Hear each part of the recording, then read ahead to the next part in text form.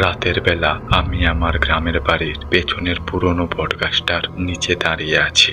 চারপাশটা একদম নিঝুম, শুধু দূরের জঙ্গল থেকে একটা পেঁচার একঘেয়ে ডাক ভেসে আসছে হুট হুট করে। হঠাৎ পেঁচার ডাকটা বন্ধ হয়ে গেল। আমি ওপরে তাকিয়ে দেখলাম গাছের মগডালে একটা বিশাল সাদা পেঁচা বসে আছে।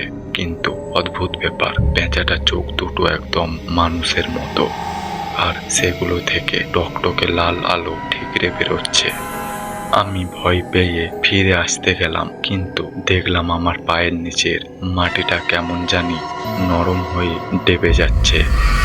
তাকিয়ে দেখি মাটি চিরে কয়েকটা সাদাটে হাড়ের মতো আঙুল বেরিয়ে এসে আমার পা দুটো জড়িয়ে ধরছে।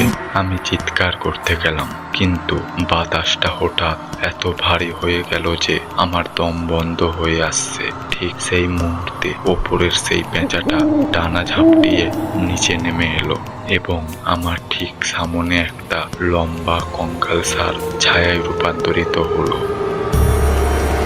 সেই ছায়াছত্রাটা আমার খুব কাছে মুখ নিয়ে এলো। তার নিঃশ্বাসটা বরফের মতো ঠান্ডা। সে পৈশাচিক স্বরে ফিসফিস করে বলল, আজ রাতটা তোমার শেষ অন্ধকার। আমি দেখলাম তার নখের ডগা দিয়ে নীলচে আগুন বেরোচ্ছে। হঠাৎ বটগাছটা থেকে হাজার হাজার পেঁচা ডানা ঝাপটিয়ে নিচে নেমে এসে আমাকে ঘিরে ধরলো। চারপাশটা পালকে আর অন্ধকারে ঢেকে গেল। পরদিন সকালে বটতলায় শুধু আমার নীল শার্টটা পরে থাকতে দেখা গেল। আমি আর কোথাও নেই।